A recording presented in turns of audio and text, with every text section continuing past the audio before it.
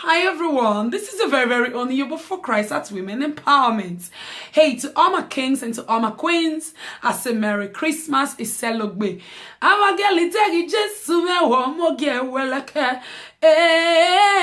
Hallelujah. Jesu no rioba, where there not be Jesu. Now go no say. Hey, to all my kings and my queens, I say Merry Christmas. I love you all, and I hope you're enjoying yourself during this Christmas season. Already we're stepping into 2019. Anyway, I have a word for somebody today. Like seriously, this word blessed my soul so much, and I believe it's the time for me to share this particular message with you right now. This is the season. You know, when we went to Abuja last month, Papa Talena said something. He said ministry is going deeper with the Lord. Your wilderness, the storm, the things that happen to you, it takes you deeper with the Lord into a more intimate relationship. You go deeper, your pains, your hurt, all those things that made you the person that you are today. Those tough places. He said you go deeper with the Lord, and then you come back and take somebody to the place where you've been. Meaning, you are not allowed to talk about it if you've not been there. Because you're clueless, you don't understand. So why am I saying this? This particular thing I'm going to share with you is something that I've experienced myself, and I took a conscious decision to deliver myself because it was killing me. The spirit of argument. Oh my God, Iyoba. Explanation. The need to want to always prove a point.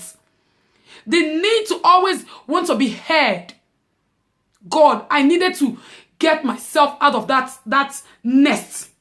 I had to pray. I said, God, please deliver me, because I discovered that every little thing I need to explain myself to the people that I love, my close friends, relatives. These are not far people, darling.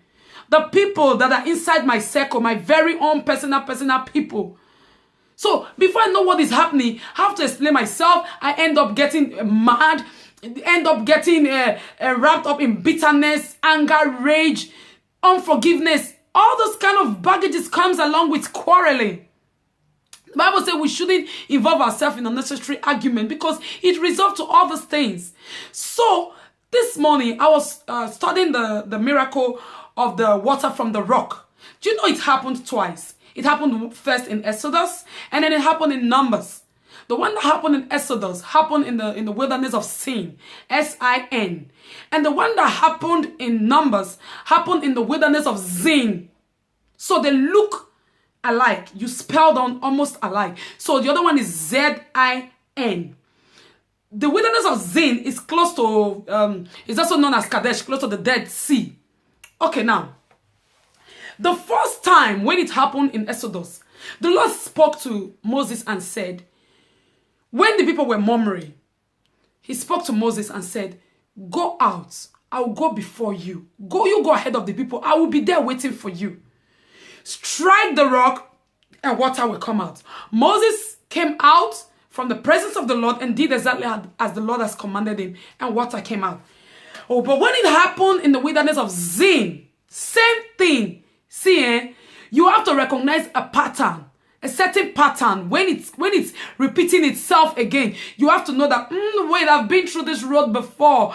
I remember exactly how this thing happened. Not anymore this time. I'm smarter. I know better, and I'm going to do it differently. Zin. Similar. So it happened again in Zin. And the people murmured. And Moses and Aaron went back again to the presence of the Lord. He was used to asking the Lord, what should I do?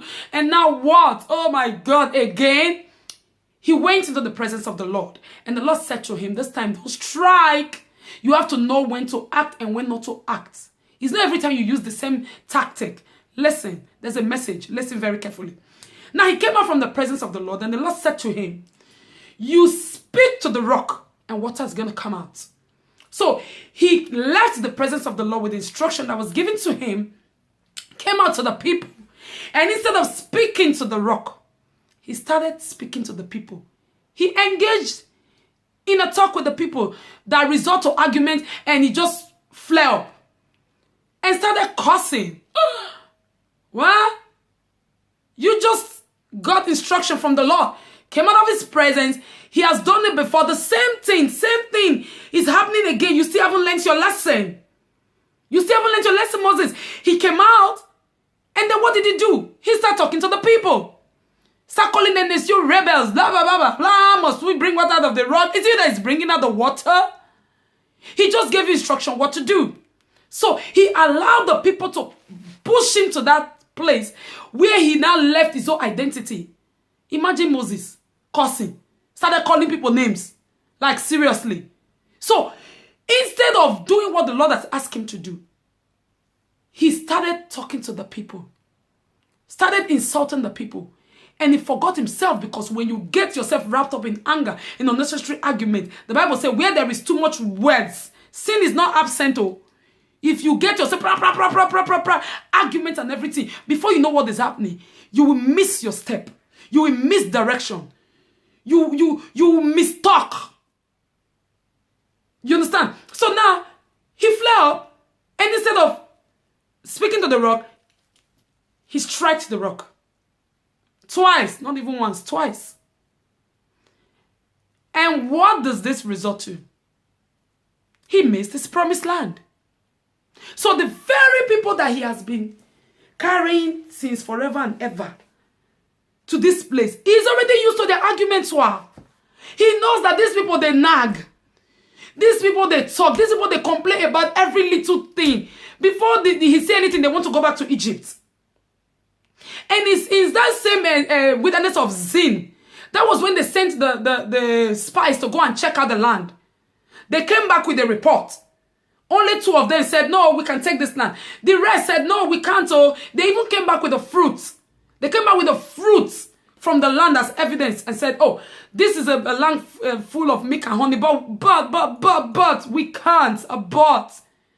Moses already know that these people, they are but. They always find something to complain. So it was just after the spies came back, that was when this incident happened. So with everything that has been going on, Moses still haven't learned his lesson. That you shouldn't argue with these people. These people, they are bent in destroying themselves. This is not the time to argue. God says, speak to the rock. He started talking to the people. So my question to you is this. Who are you taking instruction from? Who is calling the shot? Are you speaking to the right thing? Are you having a discussion with the right thing? Are you talking to the right person? Because sometimes the enemy will be, you think that they're after, for example, they're after your house. Oh, you're almost losing the house. You can't pay your mortgage anymore. You don't know that they're after your marriage. It's always something else. So don't let nobody push your attention from the right thing and then push you into the place where you begin to talk to the wrong person, or you begin to run after the wrong thing, or you begin to suspect the wrong thing, or you begin to engage in a fight with the wrong thing. No, you have to learn to compose yourself and avoid people that argue, people that constantly see something to nag about. You will give them, the land is filled up with milk and honey. They came back with fruit. You will give them everything good. That one thing that is not right, they will spot it out. God help you. They will spot it out and rub it in your face. You have to identify those people in your circle. They are not foul. They are not strangers. No. The devil is smarter than that. He's not going to use somebody that is far, like your neighbor. Hello. If your neighbor is arguing with you, you just shut the door like, oh, talk to the hand. But it's something else if your wife is arguing with you. It's something as if your husband is arguing with you. It's something as if any of your siblings, you're having a fight. Bini said, don't so be your mind. If you're having a fight with your sibling, if you're having an argument with your sibling, it's something else with your pastor. It's something else with your very close friends. So these people are in your circle, darling. They are very close to you. The very people you want to help, the very people you've been called to serve. If you don't understand this, you constantly have to explain yourself, thereby getting into unnecessary argument before you know what is happening. You involve in unnecessary sin over and over again. It's not for sin alone, but then you put on this weight upon yourself because you always want to prove a point. And this is the weight God has not given you. You've just chosen to carry it yourself. Why are you worried about the wrong thing? Why have you decided to give yourself a contract? The wrong thing. God has not given you this load. Drop it. Yes, Moses, these people, they are God's people, not yours. You've gone to his presence. He has given you instruction. You came out. Now you're still engaging in an argument with the same people again. But you already know these people. Still by now, if you don't know that, oh, this person, when I call this person, this is what I'm going to expect. If I go into this argument with this person, this is how it's going to end. If I go to this place with this person, this is what I'm going to get. I'm going to come back feeling sad. If I make this call, at the end of this call, this is exactly what's going to happen. You already know. But you still do that. Like, I mean, study the story of the Israelites. God, they were professional murmurers. Even God could not stand them. So how you think you, Moses, you'll be able to enter arguments with these people and win? You have to name a place to quarrel. Because they quarrel today. They always quarrel. So I'm trying to say, it doesn't matter how you love that person. It doesn't matter who that person is to you. You have to be very, very, very careful that the ones you love, the ones you're trying to help, as 2019 is coming, you're going to make a conscious decision. Now, this time, I'm not going to argue with you. I'm not going to go into unnecessary fights with you. I love you. I want to help you. But I need to be healthy myself because this road, this journey is tough. So if I have to go on with your weight of always explaining myself or always proving the point to you, it's going to weigh me down. This is the decision you're going to take for yourself. You're still going to love them, but you're going to change the way you do things so that you don't end up breaking different relationships. So that you don't end up having a stomach ache unnecessarily. You sleep with it, you wake up with it. Because those things crawl inside of you. You want to be heard. You want to make a point. Why the arguments, darling? Why talking to the wrong people? And the same people that are used to doing the same thing. The same pattern is happening again. It's a circle. You're coming through it again and you still don't know that don't take this cover. You're still taking the same routes. That's foolishness.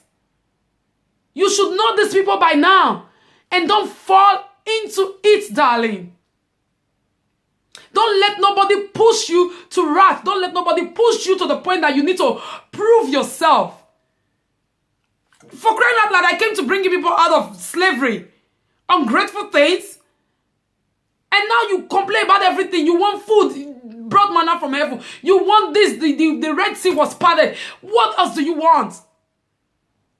Now it's water, common water. You still complaining. The first time they complain, the second time they're complaining. And you still fall into that trap. It's not them, it's you that's being foolish now, darling, because by now, you should know. You should know the people that press your button. The people that sing a certain song for you that you begin to dance. You should know them by now. And avoid them. Avoid the music. Don't let it get to that place where the person will play that music and you start dancing. Don't let it get to that place. Open your eyes and free yourself from all these things, because if you don't involve yourself in all this kind of arguments, you see that you begin to live more healthier. You begin to have rest of mind. You begin to have peace just by avoiding unnecessary conversation. Just by avoiding unnecessary argument. You just get peace. Simple things. You don't have to prove a point. If God has given you a manual, God has given you a description where you have to be and given you something, exactly what you need to do, why you have to argue with them? Just do it. Just do it the way He has asked you to, and then walk away. Feeling content that I've done my part.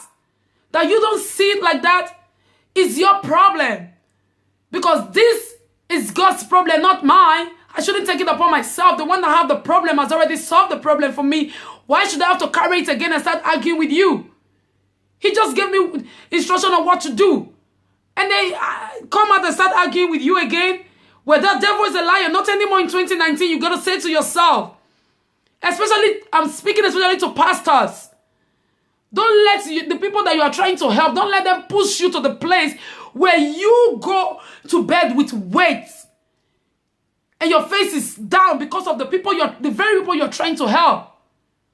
Trust me. We can be really, really ungrateful, like we.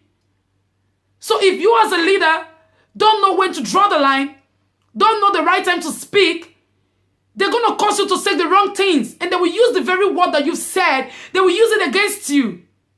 Because after all, you are the one that carry a title. So they think they're allowed to do some certain things and you are not allowed to do it. So it's your responsibility to guide your lips. It's your responsibility to guide your heart, darling.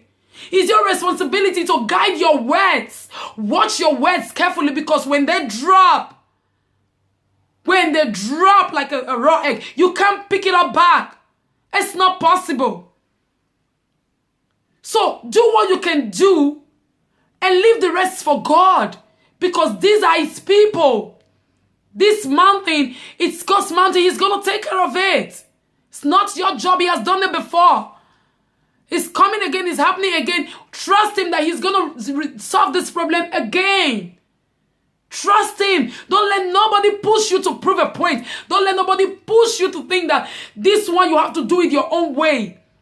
If God has said it, it is settled, it is done. Trust him the way he has said it. It's going to happen. You just do your part, play your part.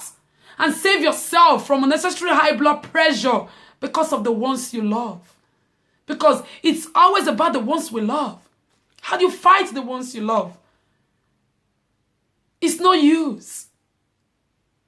Make a decision today yourself and tell yourself, I know the sin, Z.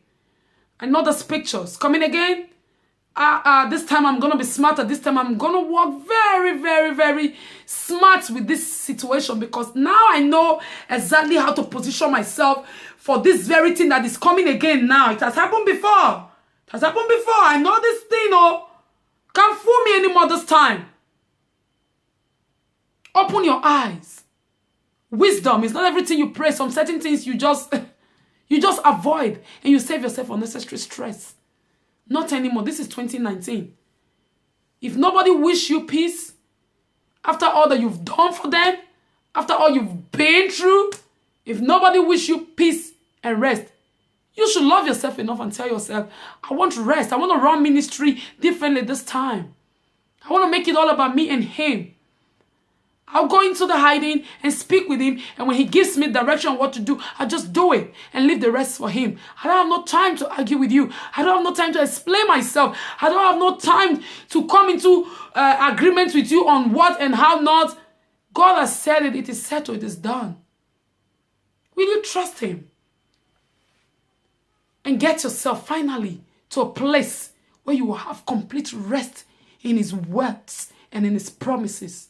Because it's all about him. It's not about you. It's not about the people. It's not about the ones you love. It's about him. He'll sort it for you. Drop this weight. I'm going to talk more about weight next time. I love you. Let nobody fool you. Let nobody tell you otherwise. Don't let nobody make you feel otherwise. Girl, you're a queen. And trust me, that thing, you can do it. Step out and find that. That's my way. Step out and find out. I love you. You're very, very honorable for Christ. Bye-bye. Shalom. You celebrate once more. Love you.